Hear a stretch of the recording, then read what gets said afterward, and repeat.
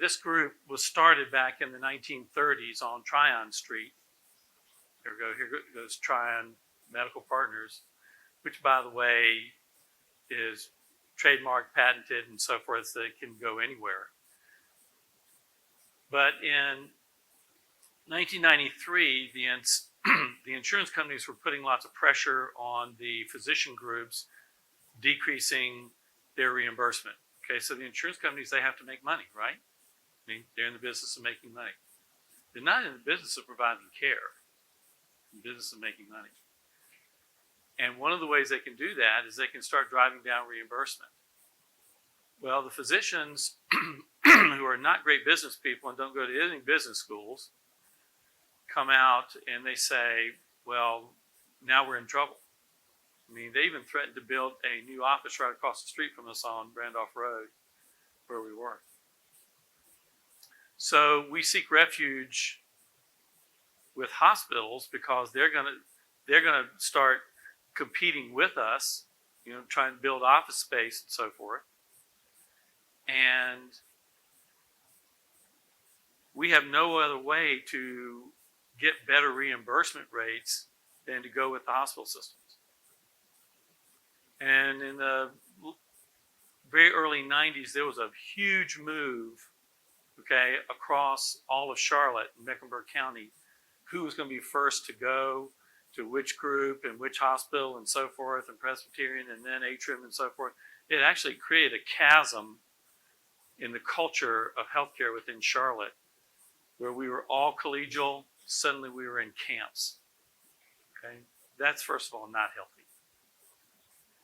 Secondly, everything was working very well for a long period of time, maybe 10, 15 years. We were the major growth group for all of Atrium. We grew 11 total offices. We started the inpatient service. They took it from us because they failed 3 times trying to do it themselves. We already had ours, and they just took ours from us. They took, we actually created all their call system. We were their beta site for all of the things that they did within the county, and even starting into South Carolina. Every initiative they brought out, they came through us first. We were very proactive. We also somewhat ran our own business for the most part, and they oversaw and all this type of thing. And then things changed about 5 to 7 years ago, probably 7 years ago. And then this thing called care model redesign started. And when you heard what Gaston said about how insurance companies, and especially Medicare, was going to have shared savings, well, where does this shared savings come out of? It comes out of hospital systems, because better care is decreased emergency room visits, hospitalizations, things of that nature, right? Where do they pass that on to? No CEO at any hospital goes to the board and says, hey, we only lost 5% this year. Isn't that great? Okay, that's not going to work. All right? So they've got to increase their revenue continually, right? Remember, they're a healthcare business, first and foremost. They provide healthcare, but they're a business first and foremost. And then what happens is, when they're taking losses on bounce back readmissions to hospitals for congestive heart failure, COPD, these things, and then their shared savings on top, and their revenue starts to decrease, they've got to cut their expenses. They cut their expenses where? On the administrative side or on the providing side? Always on the providing side, right? The administrative costs have gone up 3,200% in the last 10 to 15 years in healthcare. 3,200%. So the first thing they did was they took the nurses away. Okay?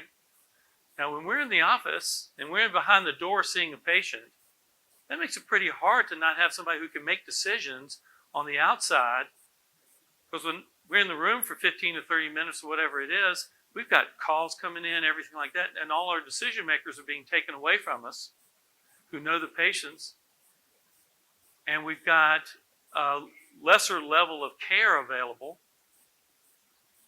So we didn't like that. And then they decreased our salaries more. And that's not easy either.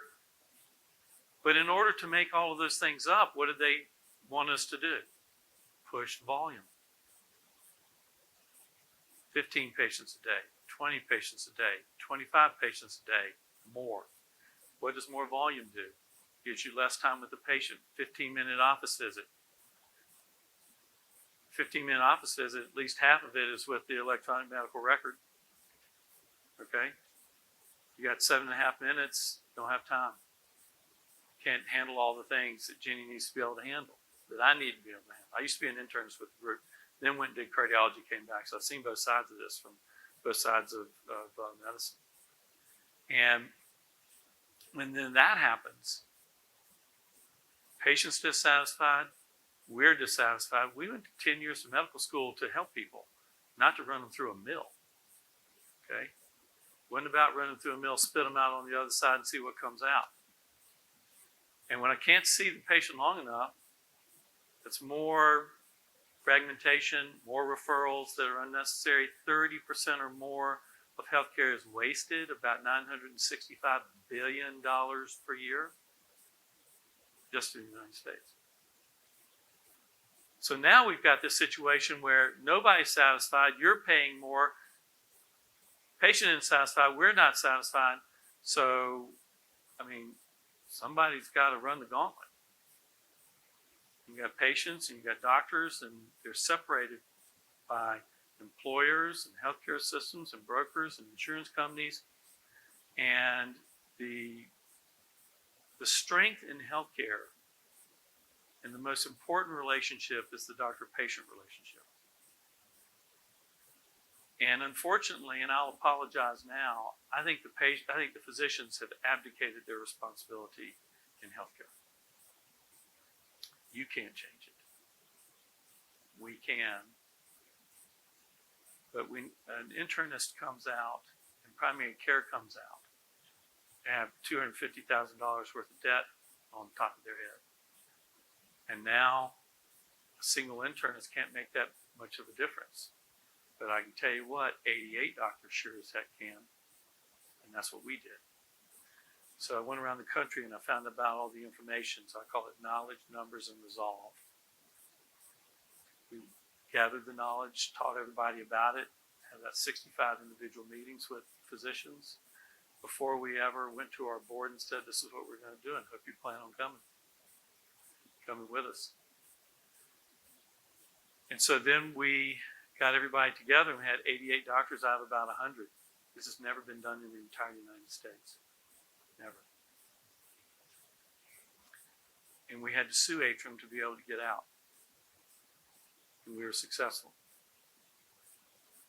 The most important relationship that allows an employer to have the strength is for the physician and the patient to bind together, and the doctors have got to put it on the line. Financially, professionally, ethically, morally, in every way. You can't do that. We have to do that. That's what's been missing. Once we do that, we now have a stable situation. 113,000 patients were sent letters by Atrium and Tryon Medical Partners of the patients we were seeing. We now have 125,000 patients already registered. 16% of the entire county. We have proven that patients follow their physicians, not hospital administrators. And now with that strong partnership, we can partner with you as an entity, because we have the scope, the compass of all of the county. We have all the primary care doctors, 65 or more now. We have the vertical integration that they'll talk about with all the subspecialists. And we're going to bring those subspecialists into Tryon Medical Partners, because now they're incented to the same way we are, and now we're aligned with you. The two closest groups to the patient are the physicians and the employers.